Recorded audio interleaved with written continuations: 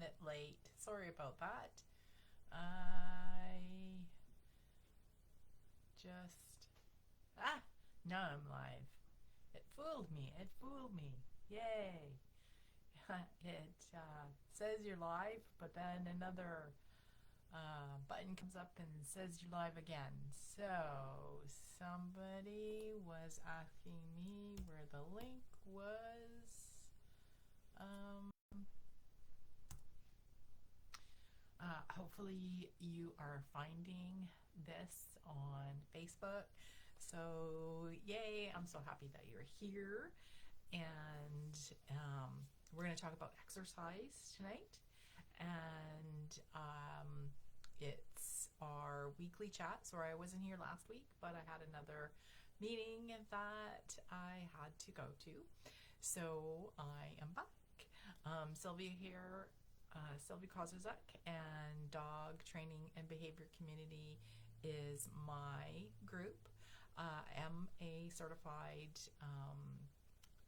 dog behavior consultant, also certified in separation anxiety, and also certified pet dog trainer. So I operate Walkabout Canine Consulting, where I help people either one-on-one. I do a lot of virtual work, and yes, I can do that. And no, I don't need to see your dog.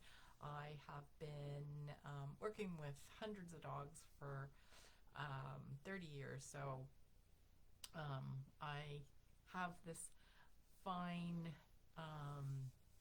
instinct when I'm taking history, and I'm able to decipher what's going on, and if not right away, usually once we're working together. So welcome. I'm so glad that you are here. I'm just gonna hang on and make sure everybody is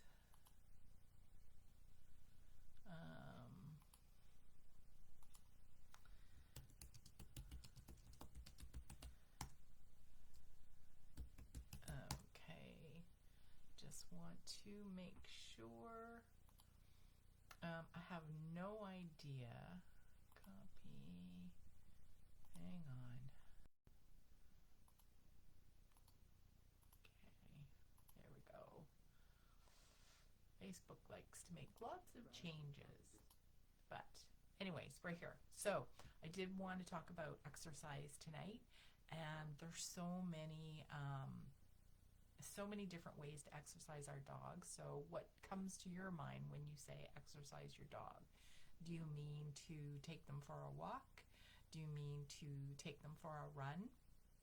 And I like owners to start giving their dogs a variety of exercise, especially when we have a new puppy. Sometimes we're a little too fast at just putting the leash on and going down the street, and that might not be the best way to start your walks with your puppies. We want to give them a little bit of freedom, so it's really cool if they're ready and able. It depends on your veterinarian's advice. I'm not going to tell you what. I start my puppies off early. If they've had one vaccine, I find places that are not, hi Heinrich, I find places that are not too frequented. I'm a little bit careful, but I like to take my puppies out to recreational areas and give them an opportunity to move, to run at their own pace.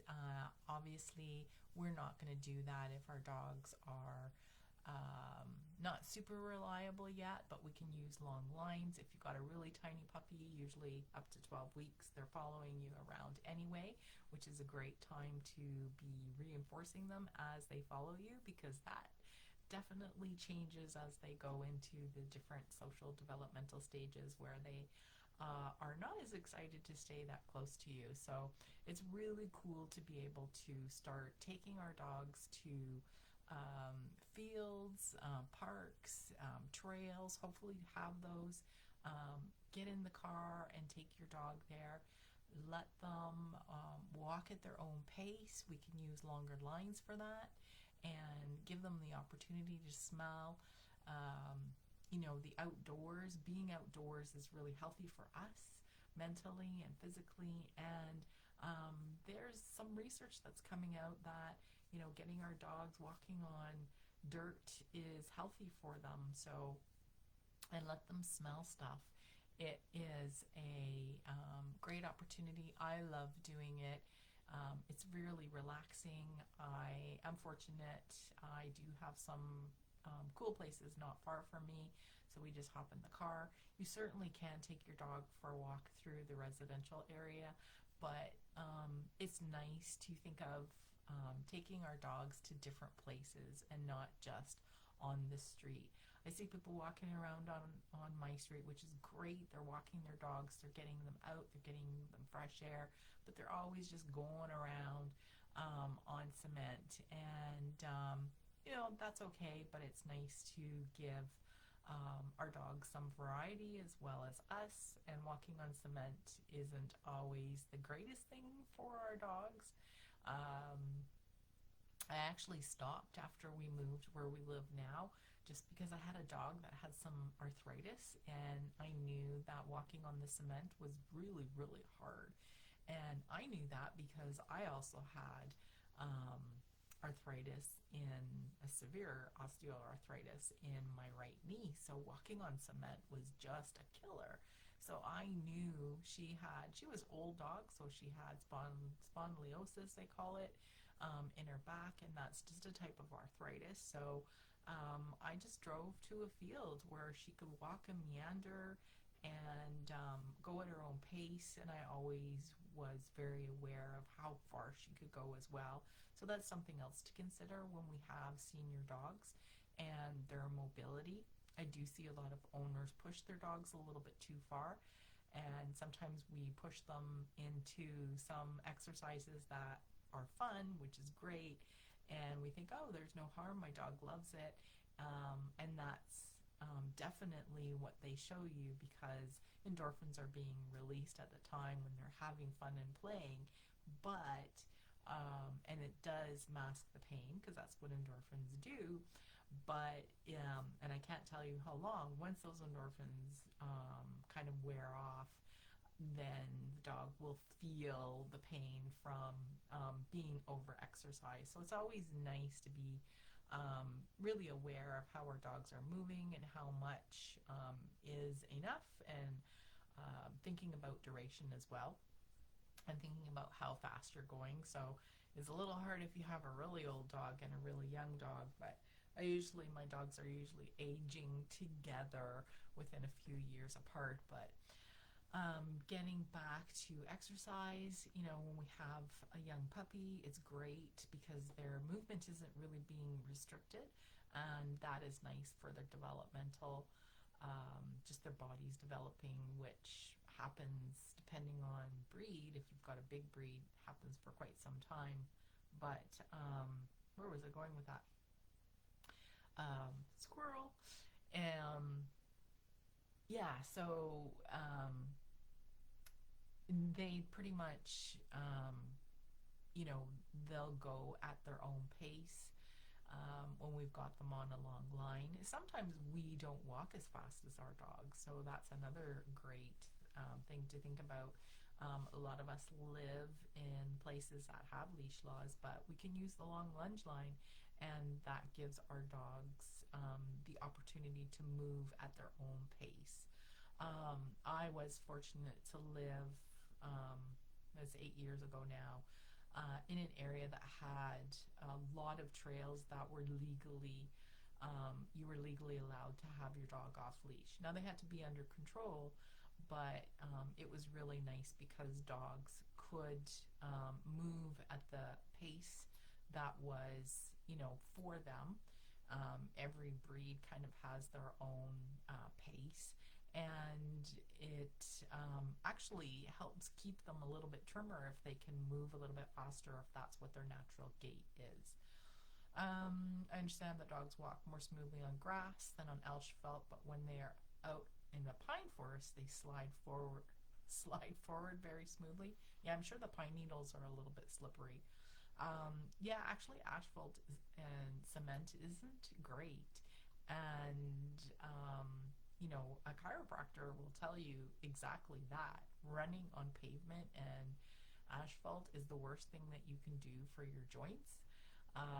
It's the worst thing you can do for your dog. I've personally seen owners who love to run actually put their dogs into early they get arthritis really bad at an early age because they are constantly running on pavement, which isn't a good thing. But that's not what we're talking about. What we are talking about is exercise, but there's more than physical exercise.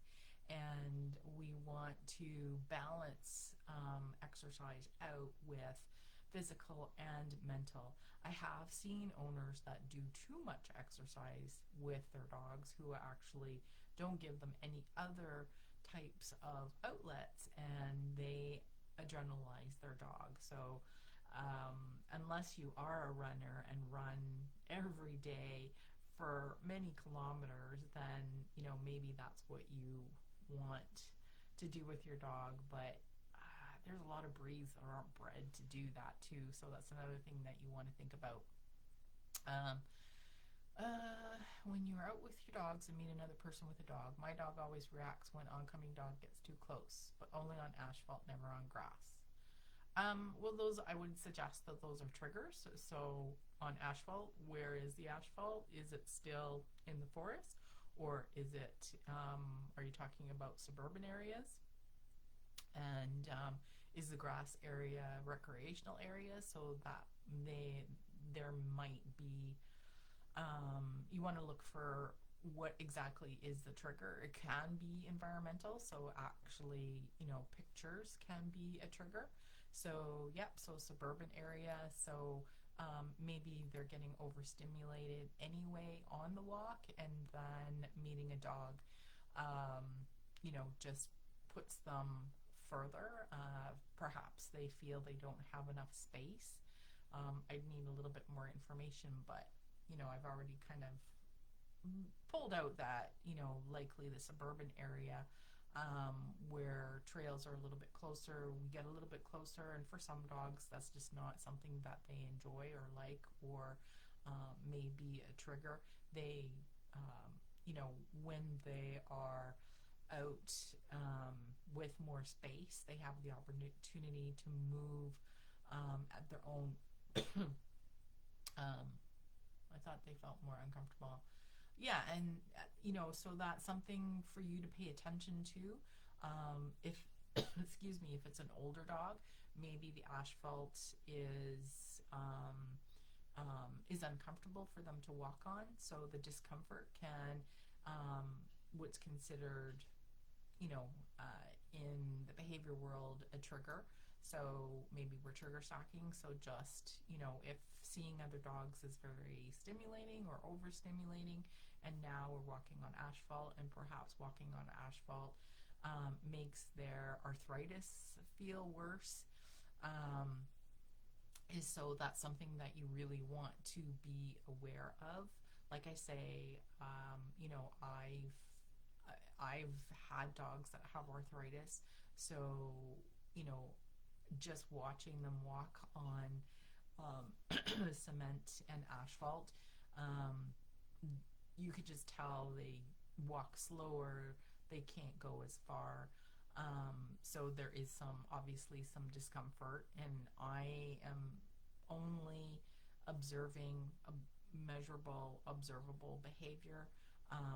I can understand having had osteoarthritis in one knee, which is now gone. That's been taken out, and a new knee.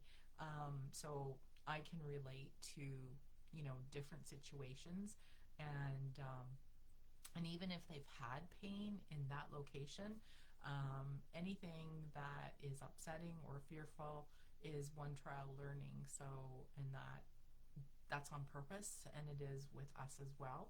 So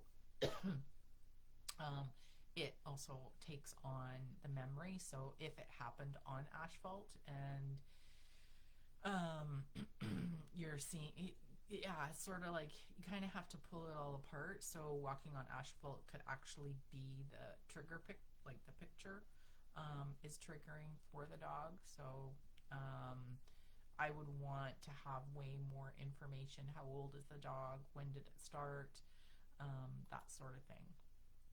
But going back to exercise, the physical stuff is great. Slow movement is really nice. So if you've never done any kind of obstacle courses, and when I say obstacle courses, it doesn't mean necessarily have to mean agility equipment. That can be quite taxing on a dog's body. A lot of agility people who are invested in the sport spend a lot of money on rehab vets, massage therapy, water therapy to keep their dogs in really good shape and from having pain. But you can do obstacle courses with pillows, different surfaces. You can do low, you know, I have different kind of dog cots. You can put those down. You can put like low step stools. There's fitness equipment that you can use, fitness disc, different things like that, and create an obstacle course. And you can, drop treats and some bigger chews so that dogs are moving very slowly through that. It's also a great opportunity to observe your dog as they're moving, because sometimes we can see for gait movement if there's something a little bit off.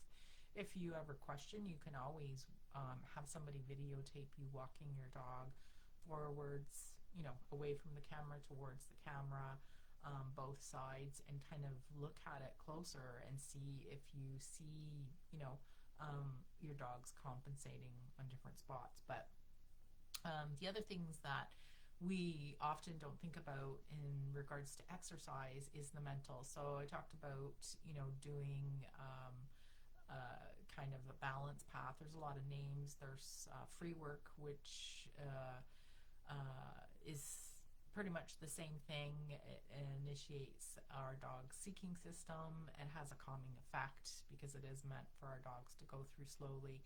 Some dogs start off really fast because it's exciting, but then they slow down, and you can put licking mats in there. Foraging toys, that is mental exercise. It also has a calming effect on dogs. So I see a lot of owners underestimate the value of that in giving their dogs more mental stimulation. You want to remember that our brains are muscles, and our brains are very, very expensive. Meaning that they take up so much energy, way more energy than the rest of the muscles in our body. So just by teaching our dogs something new, getting them to sniff, getting them to work for their food out of topples or trick or treat ball, Kongs, Kong wobblers. I try and vary it. It depends. I'll post something today. I threw some, I have these little, I usually use their kibble, but I also have Charlie Bear cookies that are really, really low calorie. So I threw them out off the deck. We have one spot in our cement that's just got river rock in it. So I throw it in that direction. So they have to kind of sniff through the rock to get those out. And that's mental work for them. It kind of mimics a little bit of hunting, and so does like the trick or treat ball, because they're pushing with their nose or their paw. So it's kind of like they're on, just like they're scenting, and so that can have a really good effect. I try really hard for giving my dogs at least 3 times a day. Some dogs could use more. My dogs aren't, they're not young, so younger dogs could use more. Puppies, so they may get something to chew on. Today they didn't get anything to chew on. They got other stuff. They got their Kong wobbler. They got scatter feeding, and they've got a topple with some of their kibble. And I just put something moist in there, and I stick it in the freezer and then give them that. So they're really happy doing that. And I do try and vary it. Sometimes I stay with easy if I'm having a busy day, but I try to plan the topples. I have to get ready and put them in the freezer.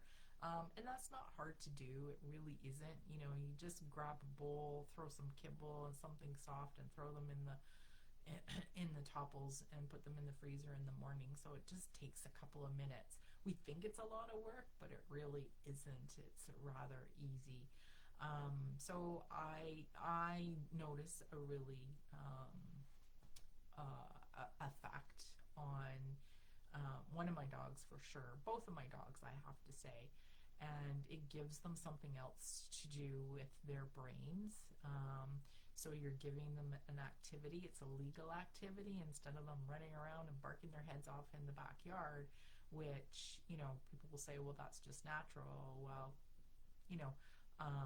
it can just lead to over arousal and just putting them in the wrong state, and getting them to learn, things that you don't want to. And if you're living in a residential area, you don't want to be known about that neighbor whose dogs are barking nonstop. My dogs, they will bark at squirrels, but they do stop rather quickly, and I can get them to stop barking. Not like some dogs I hear barking and barking. But to keep in mind that, our dogs' brains are expensive. Just doing little training exercises. I was with a client this morning, and when I told her I still train my dogs, she looked at me and it's like, you do? And it's like, yeah, I'm always, it might be something new. It might be something refreshing. It might not look like training, but it is. I like to engage them. They love to engage. They want to engage, and they're having fun, which is another important thing. So we are, working on our relationship. They're working on their skills, and because they're training, they're using their brain, so that is a good thing. Playing with our puppies is great too. Dogs love to play. It doesn't have to take a lot of time. If some of us have busy families, are busy working, even coming home after a walk and throwing the toy around for just a few minutes, and your dog just loves it. So that is also a really big plus. Teach them to retrieve. It's not hard to do, and you just need to use two of the same toys and start playing around. You never want to take your dog's toy away from them when you're teaching a retrieve, because that's the fastest way to teach a dog not to bring their toy back to you. You just want to create a lot of fun, and and if you want to learn more about how to do a retrieve, let me know, and I can send you a little write-up about that. So the other thing that's great for exercise, another mental exercise, is nose work or scent work. People say, what's nose work? It's simply getting our dogs to use their nose to find stuff. And, our dogs' noses are so powerful. I think, we don't get it as people because we think our noses are good, but they're nowhere near as good as our dogs. And something to think about is, when puppies are born, that's one of the first senses that is alive. They can't hear and they can't see. They seek out their mom through warmth and smell. So they do have a really sophisticated olfactory system. And when we engage in that, we're making that brain work really hard. And depending on the breed, we can be engaging, the brain at a 60% of the brain power working when they're doing that. You can teach unique scents if you want. That takes some steps. And I do have actually fun and easy. It is meant for total beginner scent work class if you're interested, and I actually have a coupon, Black Friday coupon for that if it's something that you're ever interested in. It goes through some of the really basic steps, and it's really cool because some of the basics can be things that you still use. You certainly, if you're not interested in learning the fine mechanics, the easiest thing to do is to use food, because your dog already knows how to find food. When you're using unique scent, it's not that they don't know how to do the nose work. They do. It's just that you're teaching them a new game of finding unique scent. So that is the difference. But you can use their treats and hide them around the house. You want to make it easy at first because we want our dogs to know the game. We don't want to start a game that's too hard for them, because then, you'll see, oh, well, he doesn't get it, or he doesn't know how to use his nose. And it's like, oh my God, he does know how to use his nose. First of all, we don't want to help him, and we want to let him figure it out. But we want him also to kind of understand what the scoop is. So sometimes the hiding can be easy so that they are using a little bit of their visual. And then as they get better, we can start hiding it. And you can make it a game. You could have your dog waiting in another room and place out some treats and then just say, go find it. And it's pretty easy to teach them find it as well. I mean, you just need to say find it and throw a treat out in front of your dog. And now he's figuring out, oh, she said find it, I gotta find the treat. And then you just, take that along with your, when you start playing some find it games and hiding their cookies, their kibble, pretty much anything. So we do know in the dog training and behavior world how important nose work really is. And, there are some nose work labs around the world, I guess. I know we have one in the US, and, they do a lot of work about learning more the actual affect of nose work. So there is a research paper, I think it's 2 years old now, but giving your dog nose work to do on a daily basis for 2 weeks straight will affect the the positivity bias. So meaning that your dog's optimism will just keep growing the more you do that. So that's pretty special, I think. My dogs love nose work, and it's something that you can do any time of the year. Doesn't matter where you live. I've even used snow for my dogs to find treats, which is really fun and cool. They loved. Obviously, you need to be careful that they are able to get in the snow. I have smaller dogs. I don't have big dogs, but some dogs will just, dig for the treats. It's up to you how you do that, but you can definitely, I usually use a little bit smellier treats if I use in the nose, but in the snow. But the snow is actually really cool because dampness amplifies scent. So if you ever notice in the spring when things are wet that your dogs are more into the scent, or even after the snow melts or after it's rained. So it's the wet amplifies their smell. So, but you can do it outside. You can do it inside the house.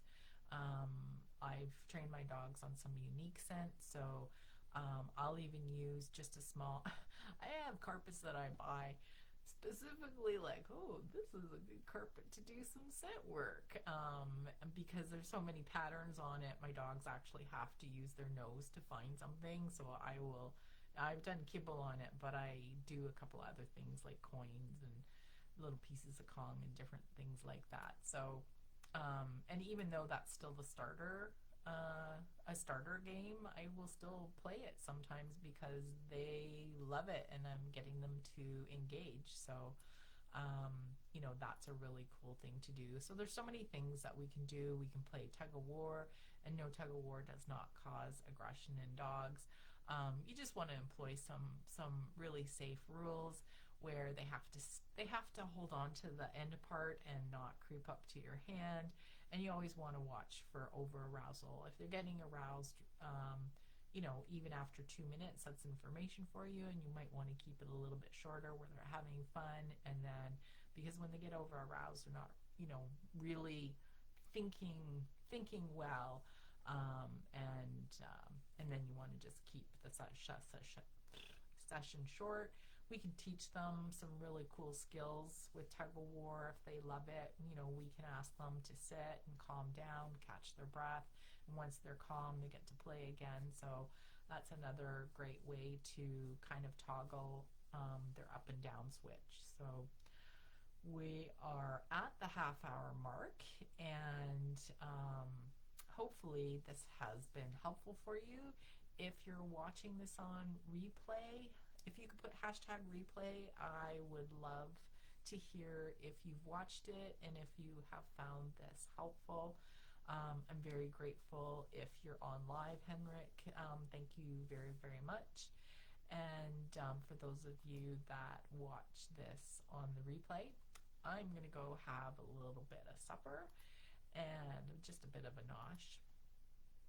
So you have a great rest of your night and the rest of the week, and I will see you next week. If anybody has any topics that they'd love to like me to add my 2 cents, just let me know, and we can talk about that. So everybody have a great night. Bye-bye.